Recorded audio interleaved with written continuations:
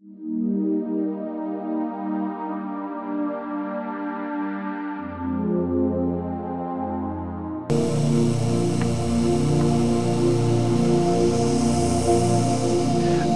je 35 km dug dalekovod koji je strujom napajao grad Buffalo. Tom je prigodom poznati znanstvenik Lord Kelvin rekao da je Tesla više pridonio znanosti o elektricitetu nego jedan čovjek prije njega. Kao na pokretnoj traci, redaju se izumi i patenti. U 50 godina intenzivnog rada ovaj je genij prijavljivao u prosjeku više od jednog patenta mjesečno. Za života više od 700. U Colorado Springsu vršio je pokuse s visokim naponima. Želio je proučavati energije munja i bežični prijenos energije.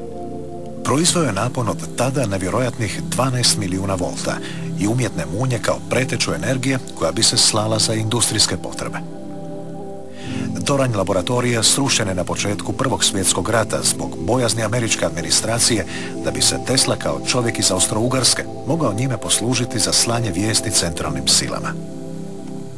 Usprkos mojoj fizičkoj izdržljivosti u tom razdoblju, prenapeti živci konačno su se pobunili i doživio sam potpuni slom upravo u vrijeme kada je na pomolu bio završetak dugog i teškog zadatka.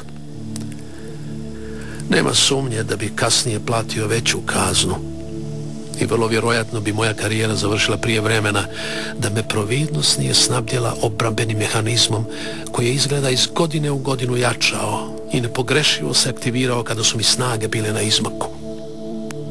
Tijelo vjerojatno nagomila malo pomalo određenu količinu nekog otrova i ja uranjam u gotovo letargično stanje koje traje točno pola sata.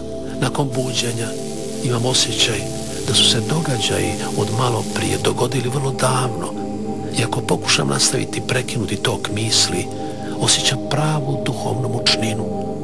Nehotice prelazim tada na drugi posao. Iznenađen sam svježinom uma i lakoćom kojom svladavam prepreke što su mi prije kvarile račune i redovito nalazim odgovore na sva teška pitanja uz najmanji napor.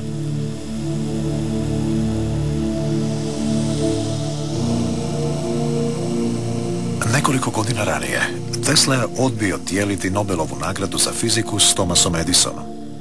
Edison je smatrao izumiteljem korisnih stvari dok je za sebe govorio da je otkrivač novih principa. Stavljanje u istu kategoriju uništilo bi vrijednosti njegovih dostignuća. Možda je glavni razlog Teslinog odbijanja nagrade činjenica da je ista nagrada dodijeljena njegovom bivšem šegrtu Marconiju.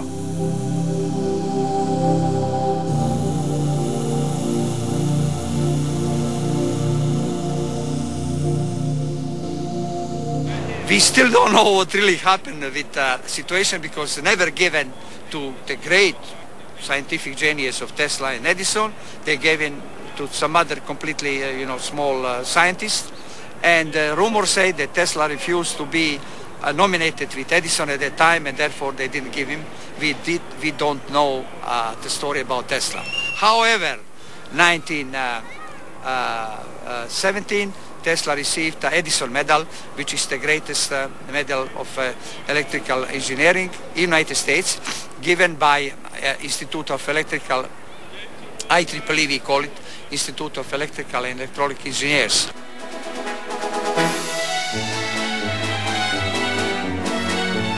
Privatni život Nikole Tesle vezan je uz njegov život po hotelima i rijetko pojavljivanje u javnosti. Obično se pojavljivao na proslavama rođendana i kada je trebao šarmirati potencijalne ulagače u svoje projekte.